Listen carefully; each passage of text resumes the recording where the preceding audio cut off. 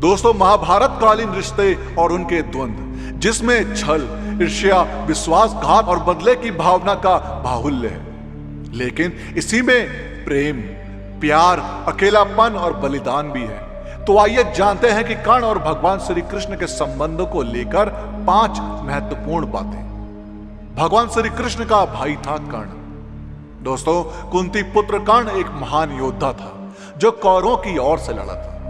कुंती श्री कृष्ण के पिता वासुदेव की बहन और भगवान कृष्ण की बुआ थी। कुंती का पुत्र होने के कारण कर्ण भगवान श्री कृष्ण का भाई था। कृष्ण के कारण ही गंवाना पड़े कर्ण को कवच और कुंडल। अब कृष्ण के कारण ही कर्ण को अपने कवच और कुंडलों को इंद्र को दान देने पड़े थे। दरअसल श्री कृष्ण ने अपनी नीति के तहत इंद्र से कहा था कि तुम ब्राह्मण वेश में कर्ण के द्वार जाओ और उससे दान में कवच और कुंडल मांग लो, क्योंकि यदि महाभारत के युद्ध में कर्ण के पास उसके कवच और कुंडल रहे तो उसे हराना मुश्किल होगा। कृष्ण ने ही कर्ण को बताया था कि तू कुंती का पुत्र है।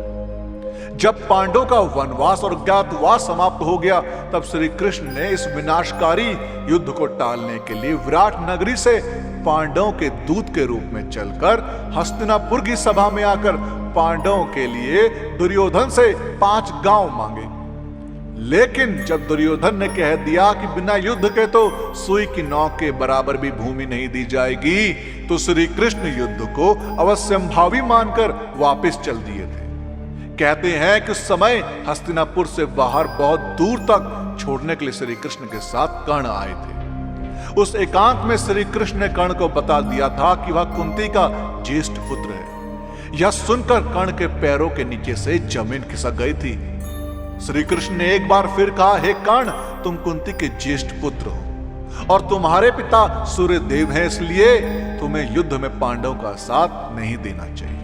कर्ण को इस सत्य का जब पता चला तो कर्ण ने तब नीतिकार कृष्ण को जो कुछ कहा था वह बड़ा ही मार्मिक है और उस दानवीर के प्रति श्रद्धा का भाव पैदा करने वाला है। उसने कहा, हे मधुसूदन, मेरे और आपके बीच में जो गुप्त मंत्रणा हुई है, इसे आप मेरे और अपने बीच तक ही रखें, क्योंकि यदि जितेंद्र धर्मात्मा राजा युधिष्ठिर यदि आज जान लेंगे कि मैं कुंती का बड़ा पुत्र हूं, तो वे राज्य ग्रहण नहीं करेंगे। कर्ण ने आगे कहा था कि इस अवस्था में मैं समृद्धशाली विशाल राज्य को पाकर भी दुर्योधन को ही सौंप दूंगा। मेरी भी यही कामना है कि इस भूमंडल के शासक युधिष्ठिर ही बने। कर्ण का वध करवाया था कृष्ण ने। युद्ध के 17वें दिन शल्य को कर्ण का सारथी बनाया गया।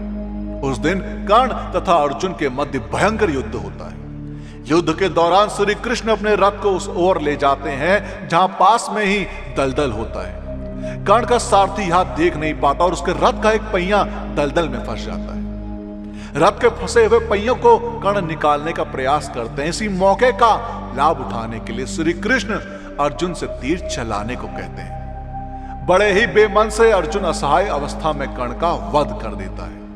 इसके बाद कौरव अपना उत्साह हार बैठते हैं। उनका मनोबल टूट जाता है और फिर शल्य प्रधान सेनापति बनाए जाते हैं, परंतु उनको भी युधिष्ठिर दिन के अंत में मार देते हैं। कृष्ण ने ली कर्ण की परीक्षा।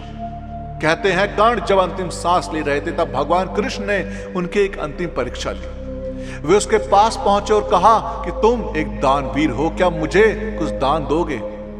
कर्ण के पास उस वक्त कुछ नहीं था, पर उसे ध्यान आया कि उसका एक दांत सोने का है। तो उसने मरते हुई हालत में भी एक पत्थर से अपना दांत तोड़कर कृष्ण को दान स्वरूप भेंट कर दिया।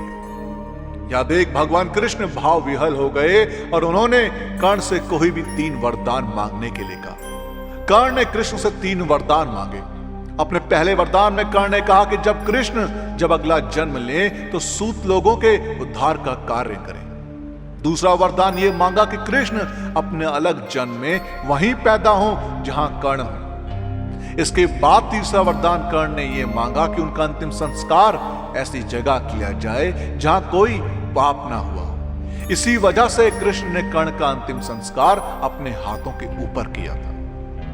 दोस्तों, आपका महाभारत से जुड़ी इस घटना के बारे में क्या कहना है, हमें कमेंट्स के माध्यम से जरूर बताएं। और इस वीडियो का पार्ट 2 चाहिए हो तो कमेंट्स में पार्ट 2 जरूर लिखें। और साथ ही साथ अगर आपको हमारी आज की वीडियो पसंद आई हो तो टारगेट रखते हैं 5000 लाइक। अब 5000 लाइक इतने ज्यादा तो है नहीं, तो इस वीडियो को लाइक और शेयर करना ना भूलो। जिन लोगों ने अभी तक हमारे चैनल को सब्सक्राइब नहीं किया उनसे मेरी गुजारिश है कि हमसे जुड़े रहने के लिए और ऐसे ही और भी वीडियोस देखने के लिए हमारे चैनल को सब्सक्राइब जरूर करें।